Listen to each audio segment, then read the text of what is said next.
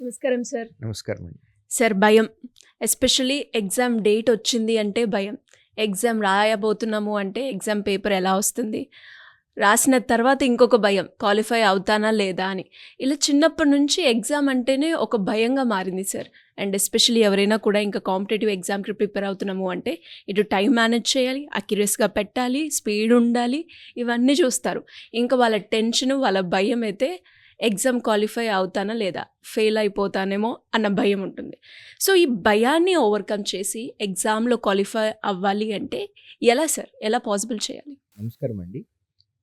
ఇప్పుడున్నటువంటి జనరేషన్‌కి పేరెంటింగ్‌లో కానివ్వండి, స్కూలింగ్‌లో కానివ్వండి, వాళ్ళ టీచర్స్ చెప్పిన దాని ప్రకారం ఇప్పటి వరకు ప్రతి స్టూడెంట్ సక్సెస్సే చూసుకుంటూ వచ్చాడు.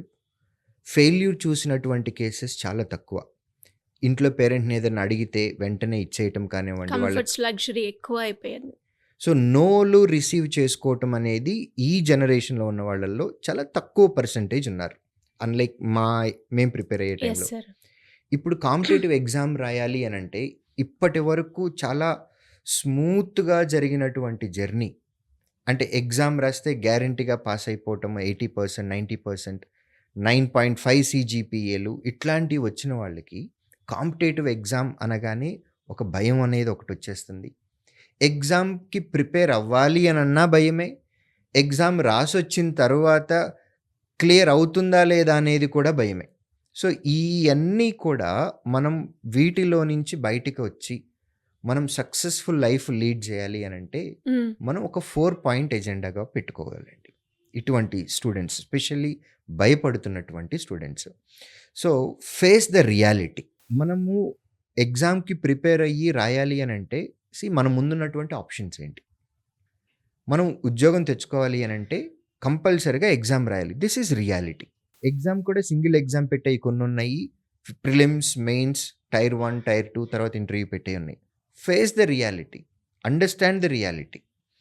ప్లస్ ఎగ్జామ్‌లో మనం ఎగ్జామ్ రాసొచ్చిన వెంటనే ఊరికే ఆషామాషీగా వచ్చేది కాదు. మనతో పాటు మనలాగా ప్రిపేర్ అవుతున్నటువంటి చాలామంది స్టూడెంట్స్ కూడా ఉన్నారు మనతో పాటు. వాళ్ళందరినీ దాటి మనం ముందుకు రావాలి. ఇది రియాలిటీ. ఇలా వస్తేనే మనం కట్ ఆఫ్ మార్కులు క్లియర్ చేసి ఉద్యోగం తెచ్చుకోవటానికి ఉంటుంది. సో ఈ రియాలిటీని ఫేస్ చేయటానికి మెంటల్‌గా ప్రిపేర్ అవ్వాలి ఫస్ట్ ఆఫ్ ఆల్. సో దీనికి సెల్ఫ్ కాన్ఫిడెన్స్ అనేది చాలా చాలా ఇంపార్టెంట్. సెల్ఫ్ కాన్ఫిడెన్స్‌తో పాటు మనకి కాంపిటీషన్ కూడా ఉంటుంది అనేది తెలుసుకొని దానికి తగ్గట్టుగా మనము ముందు నుంచి మైండ్‌ని రెడీ చేసుకుంటూ ఉండాలి. At the same time eliminate over thinking. చాలామందికి కాంపిటేటివ్ ఎగ్జామ్ రాయాలి అనంటే భయం. దేనికి భయము అనంటే నేను నిజంగా రాయగలనా లేదా? నా వల్ల కాదేమో. నేను తెలుగు మీడియం బ్యాక్‌గ్రౌండ్ నుంచి వచ్చాను. నేను రూరల్ బ్యాక్‌గ్రౌండ్ నుంచి వచ్చాను. నేను నాన్ మ్యాథ్స్ స్టూడెంట్స్‌ని.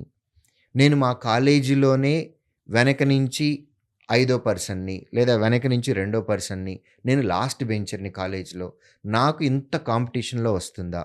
పోస్టులు 1000 పోస్టులే ఉన్నాయి. స్టేట్ మొత్తం మీద వచ్చే 1000 పోస్టుల్లో నేనుంటానా? ఈ భయాలనేవి ఉన్నాయి. Let's come out of it. Eliminate over thinking. వీటిలో నుంచి మీరు బయటికి వస్తేనే మీకు చాలా మంచిది. మనం గుర్తుపెట్టుకోవాల్సింది ఏంటి అనంటే ఒక మనిషి చేయగలుగుతున్నాడు అనంటే అది మనం కూడా చేయగలం. వారు ఏం చేశారో తెలుసుకొని దానిలాగా మనం కూడా చేయగలిగితే మనం డెఫినెట్‌గా చేయగలం. మనకు కావాల్సింది ఏంటి అనంటే విధానం తెలియాలి. మనం అనుకున్న గోల్‌ని రీచ్ అవ్వటానికి మనకు ఒక పాత్ తెలియాలి.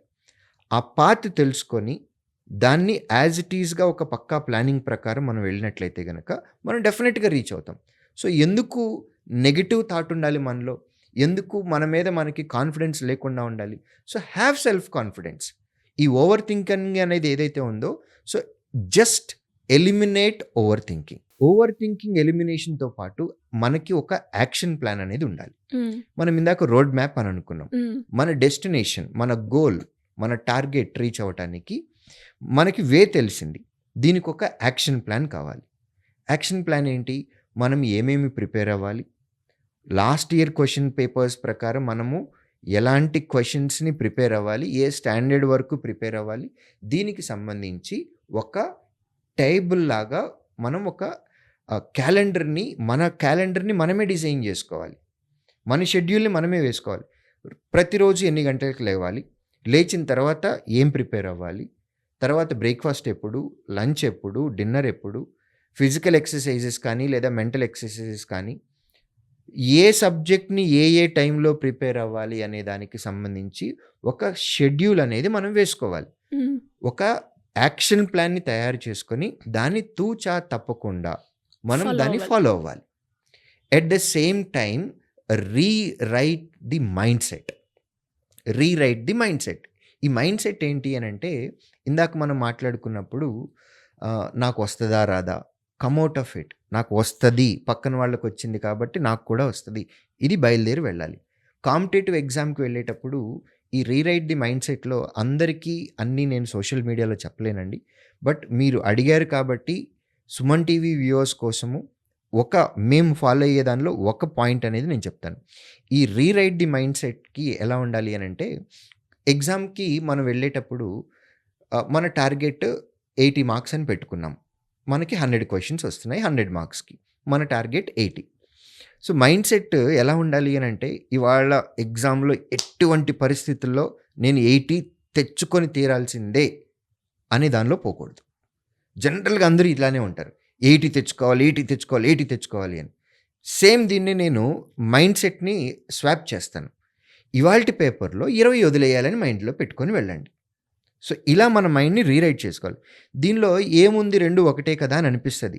80 తెచ్చుకోవటం ఒకటే, 20 వదిలేయటం కూడా ఒకటే.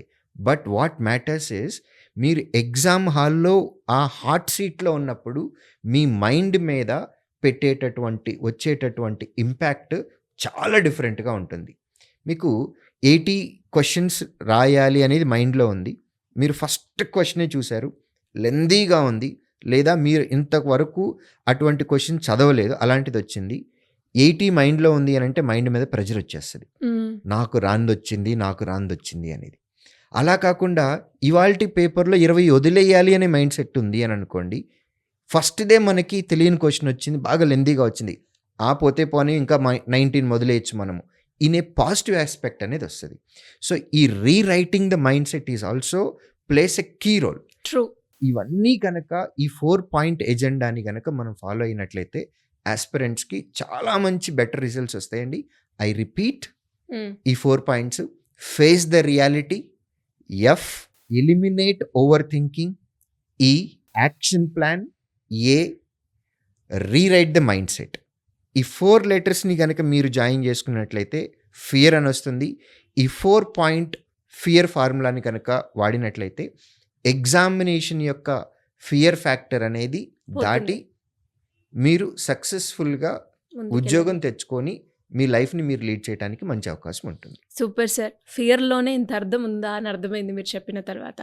సో, చాలా స్టూడెంట్స్‌కి కూడా ఇది హెల్ప్‌ఫుల్ అవుతది. బికాస్ ప్రతి ఒక్క స్టూడెంట్ ఫేస్ చేసేది ఏదైనా ఉంది అంటే ఫియర్.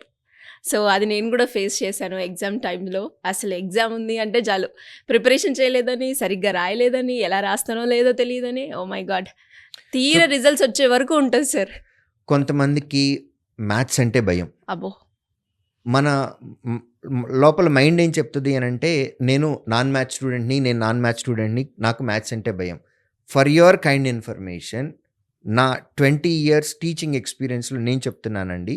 క్వాంటిటేటివ్ యాప్టిట్యూడ్ అర్థమెటిక్ అనేది హ్మ్. కాంపిటీటివ్ ఎగ్జామ్‌లో వచ్చేటటువంటి ఇది మ్యాథ్స్ స్టూడెంట్ కంటే నాన్ మ్యాథ్స్ స్టూడెంట్స్ బాగా చేస్తారు. దానికి రీజన్ కూడా నేను చెప్తాను. ఎందుకు సార్? మ్యాథ్స్ స్టూడెంట్‌కి నేను మ్యాథ్స్ ఆల్రెడీ నేర్చుకున్నాను అని ఒక మైండ్‌లో ఒక పాయింట్ ఉంటుంది. నిజంగానే వాళ్ళకి మ్యాథ్స్ తెలుసు. Hmm. No doubt about it. Hmm. కానీ కాంపిటీటివ్ ఎగ్జామ్‌లో మేము చెప్పే టెక్నిక్స్ వేరు. వాళ్ళు సాల్వ్ చేసే టెక్నిక్ వేరు. ఈ 2 డిఫరెంట్ ఉంటాయి. హ్యూమన్ మైండ్ సెట్ ఆల్రెడీ మనకు తెలిసిన పాయింట్‌ని ఇంకొకళ్ళు వేరేలాగా చెప్తే యాక్సెప్ట్ చేయదు. సో, అది రీరైట్ చేసుకొని ముందుకు వెళ్ళేవాళ్ళు ఎవరైతే ఉంటారో వాళ్ళు జమ్ అవుతారు. నాన్ మ్యాథ్స్ స్టూడెంట్స్ ఎందుకు బెటర్‌గా పెర్ఫార్మ్ చేస్తారు అనంటే, they are like white paper. Yes. వాళ్ళకి మేము క్లాస్ రూమ్‌లో ఏదైతే చెప్తామో they receive. Feel it as something which is written in Bhagavad Gita or Bible or Quran. మేము చెప్పింది వాళ్ళకి వేదం. మా మాట వాళ్ళకి శాసనం. హ్మ్. కాబట్టి వాళ్ళు మేము చెప్పింది చెప్పినట్టు యాజ్ ఇట్ ఈస్‌గా ఫాలో అవుతారు. So, maths students, non maths students doesn't matter. మీరు 60% స్టూడెంటా? లేకపోతే జస్ట్ పాస్ స్టూడెంటా? లేకపోతే పాస్డ్ విత్ డిస్టింక్షనా? Doesn't matter. కాంపిటీటివ్ ఎగ్జామ్‌లో అందరూ ఒకటే. ఎట్ ది సేమ్ టైమ్ కొంతమంది స్టూడెంట్స్‌కి ఇంగ్లీష్ అంటే భయం. తెలుగు మీడియం స్టూడెంట్స్‌కి ఇంగ్లీష్ అంటే భయం ఉంటుంది.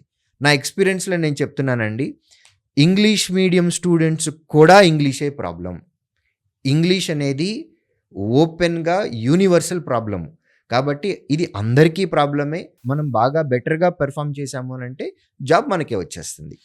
ఎలా సార్ ఇలాంటి ఫార్ములాస్, టిప్స్ మీ దగ్గర నుంచి ఒక గైడెన్స్ ఎక్స్‌పెక్ట్ చేసే స్టూడెంట్స్ ఎవరైనా కూడా మిమ్మల్ని అప్రోచ్ అవ్వాలి అంటే ఏ విధంగా ఉంటుందంటారు? మా హెల్ప్ కావాలి, మా గైడెన్స్ కావాలి అని అనుకున్నటువంటి యాస్పిరెంట్స్ ఎవరికైనా సరే స్క్రీన్ మీద కనపడుతున్నటువంటి ఈ నంబర్‌కి కాల్ చేయొచ్చు.